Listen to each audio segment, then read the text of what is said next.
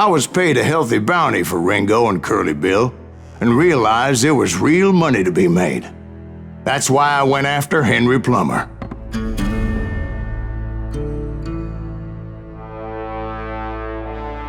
Now, wasn't he the sheriff who augmented his income by shaking down miners and robbing gold shipments? That's the one. Oh yeah, I remember him. He ran that gang of thieving outlaws called the Innocents. So it's true that you went toe-to-toe with him? Indeed I did, son. Indeed I did.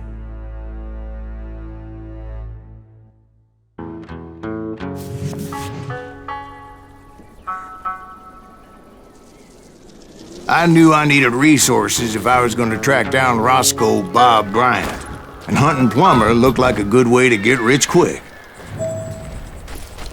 As the local vigilantes exposed him as the leader of the bandits, and put a generous price on his head.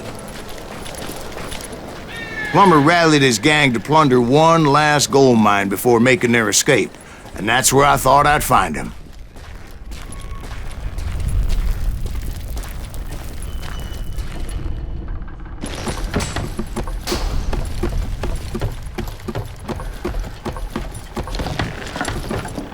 It makes me nervous standing so close to all these goddamn barrels of gunpowder. Why would you be nervous? No one has the supposed to come after us. As long as you don't light up a cigar, we're fine. Yeah, besides, George is up there on the rocks with that rifle of his. Nothing gets past him. As my late father pointed out to me more than once, God made men, but Samuel Colt made them equal. Who the hell is that then? Don't let him get a shot off!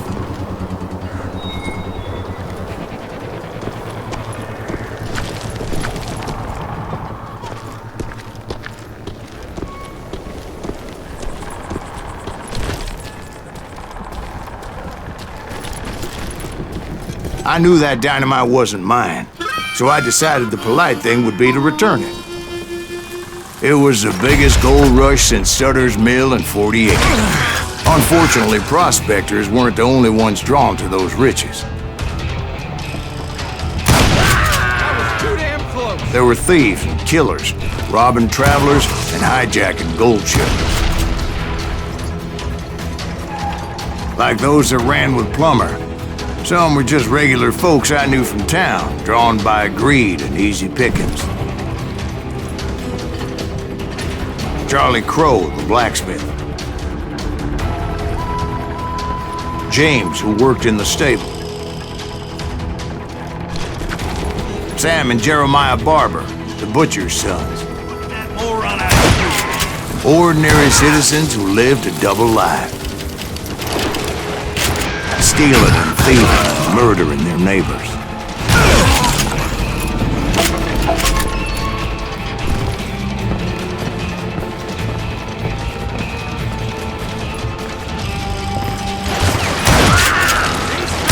Of course, the rest were veterans of the Civil War. Stone-cold killers trained on the bloody fields of Shiloh and Antietam. Plummer had a lot of men on his payroll. A hell of a lot.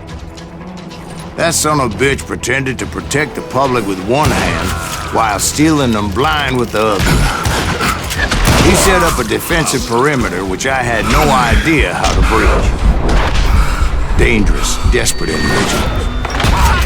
I was outnumbered and in way over my head, but I was too damn stubborn and stupid to realize it. They must have thought I was tough. Or had some kind of death wish, seeing as there were barrels of gunpowder everywhere. I thought I was some kind of hero. I finally made it past and headed on to meet my destiny.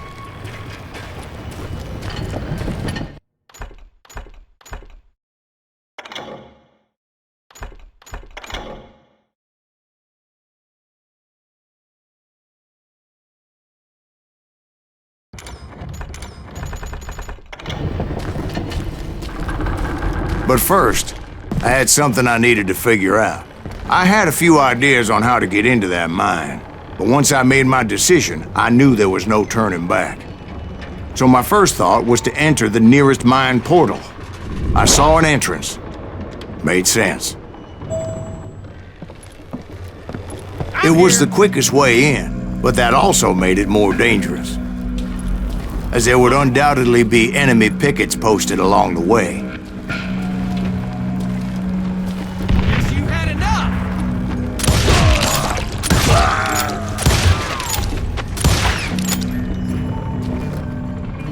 God damn! Hard to hit.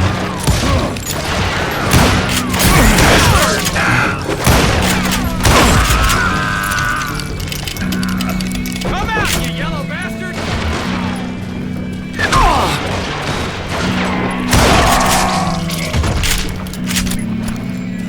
Besides, once you enter a mine like that, it's easy to get all turned around. And that confusing maze of corridors wouldn't even be the worst of it. Some of those shafts could be as deep as hell.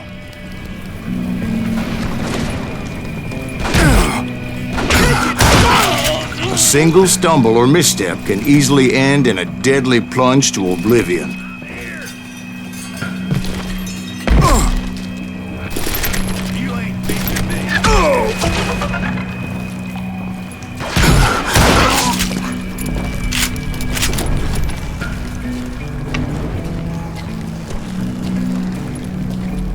Quick reflexes often make up for a lack of common sense. Luckily, I was never one to be easily bushwhacked.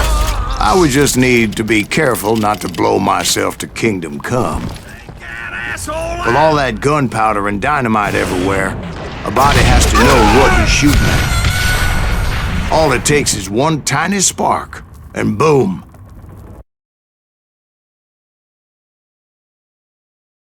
Thank you! I will drop you down a mine shaft.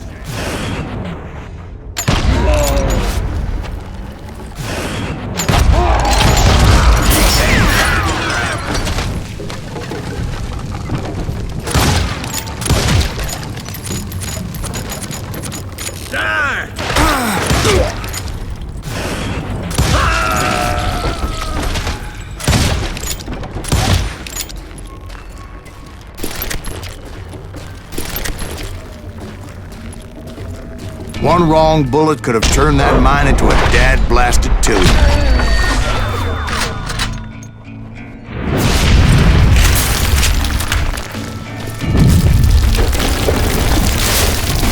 I freely admit that my plan of attack was not just moronic, but clearly insane.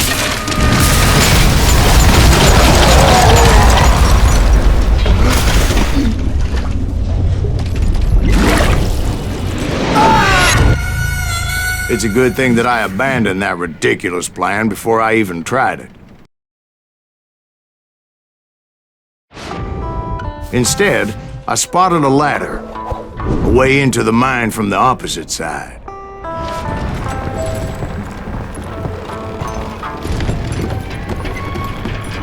It was a long way around, but that approach seemed more sensible at the time. Of course, being I had a problem with heights, that scaffolding scared the bejesus out of me. Climbing down that ladder required some caution, because even though I had a younger man's reflexes, no man can dodge a damn bullet while climbing down a rickety ladder. I needed to make a leap of faith. I was determined not to give up, however. As Sheriff Plummer seemed quite the despicable character. When the vigilantes discovered what the sheriff was up to, people were outraged. That 10,000 they put on his head would go a long way to helping me find old Bob. And I had made it my mission to settle that score come hell or high water. I'm putting you down!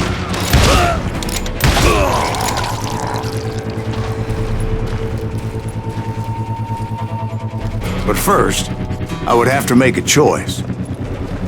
Take the elevator or climb the ladder.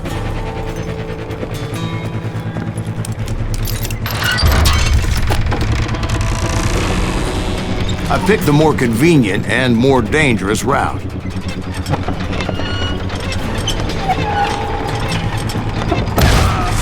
die for this, you hear me?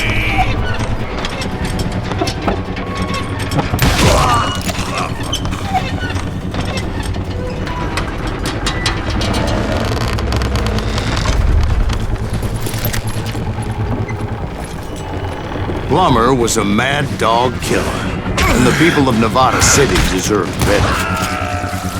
Nevada City? Well, I thought Plummer met his maker in Bannock, Montana. Right, well, he was the sheriff of both places at one time or another, but that's neither here nor there. The point was, taking him down would save a lot of lives, including my own.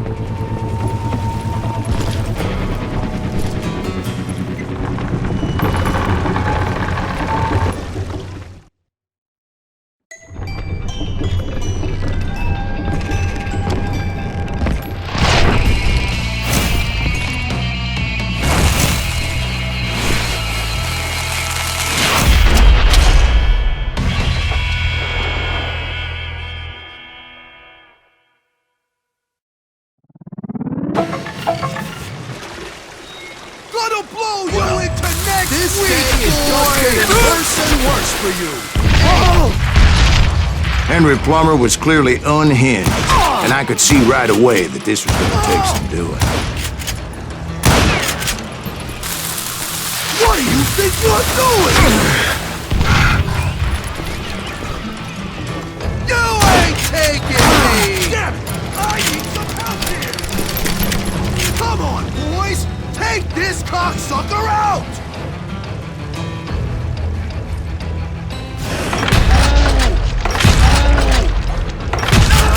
Come on! Kill him!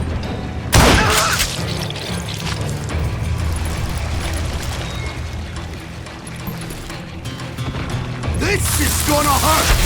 Who said you could throw dynamite? Bastard!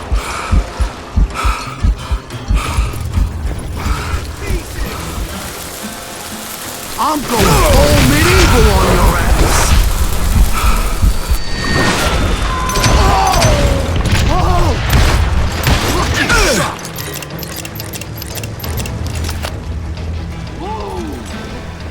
You can shoot, but can you aim?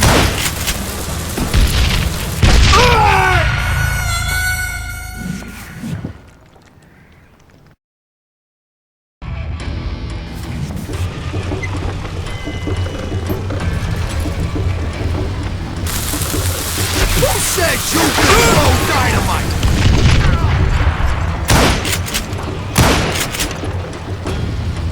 No blood money for you today!